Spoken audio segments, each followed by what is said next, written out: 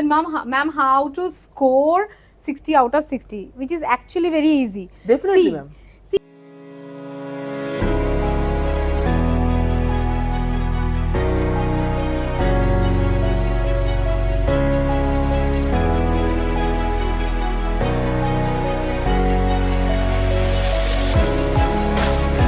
Hello everyone, welcome back to Akash Talks and Learn with Akash. And right now we are there in IM Ashram building. So you can see there is the admission department of IM college, and we'll go to IM public school, जो कि इसके पीछे है, and we're going to interview all the teachers. Akash this side. Hello, myself Arpita Ma'am, Paul. first of all, thanks a lot to IM Public School and to you also for giving me the opportunity to shoot this video. And I know ma'am have a class in 5 minutes, so again we came here and to disturbing ma'am.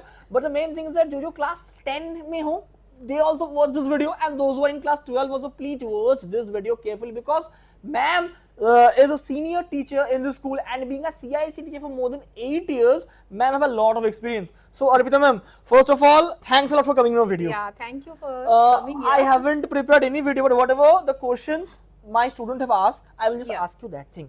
Okay, Ma'am, sure. first question for class 10 students is that भैया programming अच्छे से नहीं आता है. So how to score 60 out of 60? Okay, that is a common problem. All the students, even in our school also, they are asking. Then ma'am, how to score 60 out of 60, which is actually very easy. Definitely, ma'am. See, the thing is, if they follow the previous year's questions, Yes. okay, basically for class 10, there is a fixed structure of questions. Okay, and And that 6 questions will be coming, and they have to answer any 4. Yes, any 4. Mainly from the array. Array is very important. Array and string, they have to practice.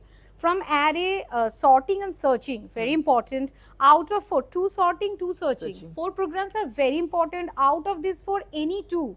One is confirmed. Either sorting or searching. But the main thing is that a lot of students, they ask me, bhaiya, I can't able to properly do that double dimensional array. Yeah. There is an issue. So how to solve that issue?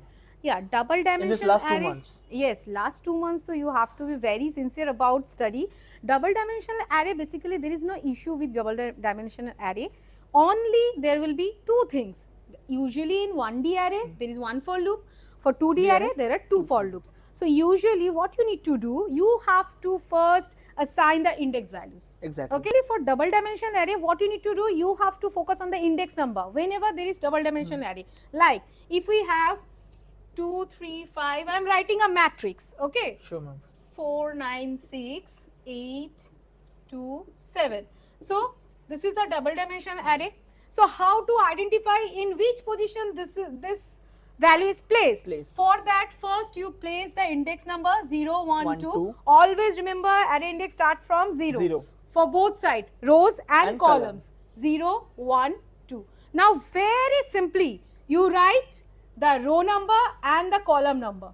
First, what is the row? We have 0, this row, 1. 0, 0. So for this position, we have 0th row and first column.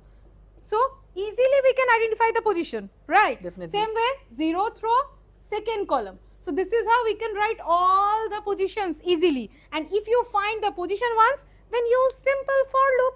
Definitely. Then you can use it and you can work with 2D array.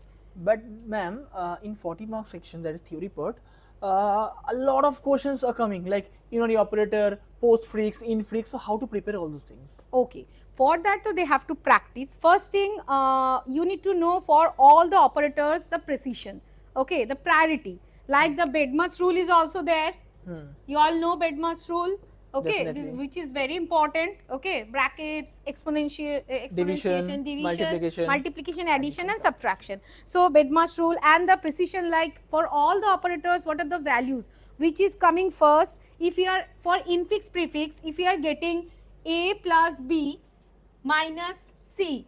So for this you have to apply Bedmars rule. Okay, so out of addition plus and minus, who is having the priority? First plus addition. So this will come this side if we are doing it prefix. So plus AB, then minus C. Then we have to, the B and C is having this minus. So we are going to shift this here. This is how you can do the infix prefix, you can practice.